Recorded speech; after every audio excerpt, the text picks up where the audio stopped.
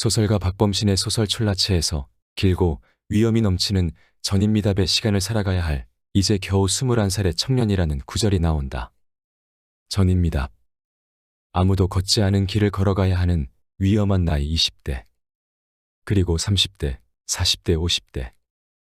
아마도 인생은 젊음이건 아니건 누구에게나 전인미답이 아닐까.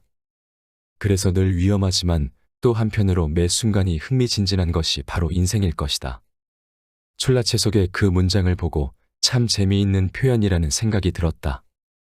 누가 내 인생을 살아봤겠는가? 비슷한 인생을 살아본 사람이 있을 수 있다.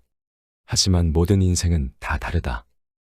이 모퉁이를 돌면 다음 모퉁이에 무엇이 있을지 아무도 모른다. 그래서 산다는 건 더 흥미롭고 즐거운 일이다. 만약 모퉁이 다음에 기다릴 것을 알고 살아간다면 다람쥐 쳇바퀴와 다를 게 없는 삶일 것이다. 고미숙의 나의 운명 사용 설명서에는 지구는 탄생 이래 단 한 번도 동일한 날씨를 반복하지 않았다는 문장이 있다. 봄에는 꽃이 피고 여름은 눈부시고 가을은 낙엽이 떨어지고 겨울이면 눈이 오는 사계절을 매년 겪지만 그 어느 하루도 같은 날씨인 적은 없었다. 무심했지만 어떻게 보면 당연한 일이다. 우리의 인생도 마찬가지이다. 그러니 우리는 우리 앞에 마땅히 주어진 전인미답의 길을 즐겨야 한다. 어차피 가야 할 길 앞에서 망설이거나 두려워하기보다 설렘과 기대를 품고 걸어야 한다. 우리는 몇 번 단추를 누르면 어떻게 반응을 하고 어떤 결과가 딱 떨어지게 나오는 기계가 아니니까. 그렇다면 전인미답의 길을 즐기기 위한 가장 중요한 것이 무엇이냐? 우리들의 불완전함을 받아들이고 실수에 휘둘리지 않는 것이다. 전인미답이다. 실수할 수밖에 없다. 가본 적이 없는 길이다. 가본 적이 없는데 어떻게 완벽하겠는가? 길을 걸으며 당연히 실수할 것이다.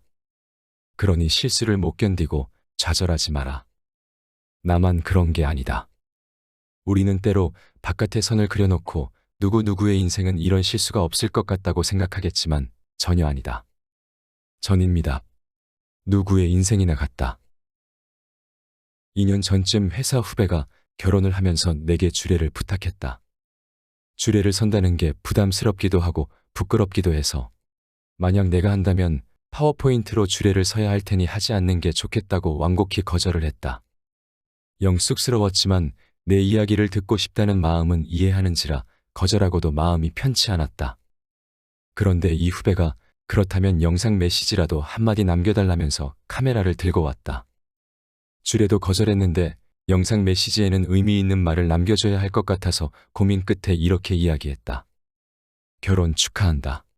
살다 보면 좋은 순간도 있고 결혼식 자리에서 이렇게 말해 미안하지만 힘든 순간도 분명히 있을 거다. 좋을 때에는 세상에 우리만큼 행복한 사람이 없다고 생각해라. 우리만큼 축복받은 사람들은 없을 거라고 생각해라.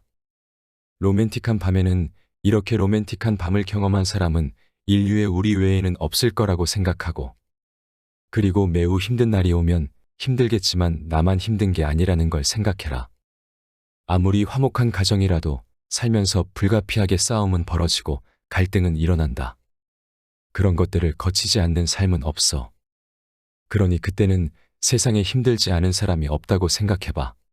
이게 지혜롭게 결혼 생활을 하는 방법이다. 결혼 생활에 빗대 이야기했지만 나는 이것이 꼭 가져가야 할 인생의 태도라고 생각한다. 좋은 일이 있을 때는 행운이라고 굳게 믿고, 나쁜 일이 있거나 실수를 저지르면 병가지상사를 떠올리자. 못된 성격 때문에 그런지 모르겠지만 연초 인사 중에서 좋은 일만 생기세요라는 말을 들으면 좀 어이가 없다. 어떻게 좋은 일만 생길 수 있겠는가?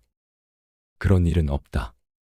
하나 더 덧붙이자면 내 뜻대로 되지 않는 것에 너무 안달복달하지 않는 태도가 정말 지혜로운 삶의 태도이다. 대부분의 사람들은 실패는 나와 먼 이야기고 불행은 절대 일어나지 않을 것이며 내 뜻대로 일이 풀릴 거라는 전제하에 삶을 살아간다. 그래서 실패하면 하늘이 무너진 듯 좌절한다. 아쉽게도 인생은 종종 내 뜻과 무관하게 실패와 마주하게 된다. 때문에 실패를 기본 조건으로 놓고 살면 작은 일에 흔들리지 않는다. 같은 맥락에서 하나 더 이야기하겠다. 몇 해 전 촬영차, 고창 선운산에 가게 됐다.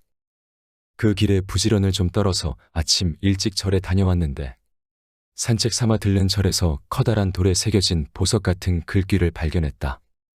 보왕산매론이라는 건데 첫 줄에 새겨진 몸에 병이 없기를 바라지 마라라는 문장은 단번에 내 마음을 사로잡았다. 정말 좋지 않은가? 우선 쭉 한번 소개하겠다. 몸에 병이 없기를 바라지 마라. 세상살이에 곤란함이 없기를 바라지 마라. 공부하는데 마음의 장애가 없기를 바라지 마라. 수행하는데 마 없기를 바라지 마라. 일을 꾀하되 쉽게 되기를 바라지 마라. 친구를 사귀되 내가 이롭기를 바라지 마라. 남이 내 뜻대로 순종해 주기를 바라지 마라. 공덕을 베풀려면 과보를 바라지 마라. 이익을 분에 넘치게 바라지 마라. 억울함을 당해서 밝히려고 하지 마라. 중국 명나라 때 묘엽이라는 스님이 불자들을 상대로 어려운 일을 당했을 때 어떻게 마음을 써야 할지에 대해 쓴 글이라고 한다. 그걸 바위에 새겨놓은 것이었는데 그걸 읽고 나의 뇌는 이른 아침부터 도끼에 찍힌 듯 강렬한 충격을 받았다. 첫 줄에서 그냥 손을 들었다. 몸에 병이 없기를 바라지 마라. 바로 그 대목에서 우리는 몸에 병이 없기를 바란다. 그러나 그건 불가능한 일이다.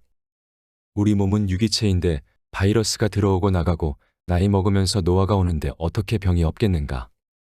그런데 대부분 병이 없는 상태를 자기의 기본값으로 잡아놓는다. 병뿐만 아니라 모든 것을 자기가 정한 대로 설정해 놓고 생각한다. 하지만 인생은 마음대로 만질 수 있는 게 아니다. 점잖은 어른들이 들으면 쓸데없이 젊은 사람들 패기 꺾는 이야기한다고 노여워할지 모르겠지만 먼저 그 시절을 살아낸 사람으로 고백하는데 인생은 절대 내 마음대로 주무를 수 없다.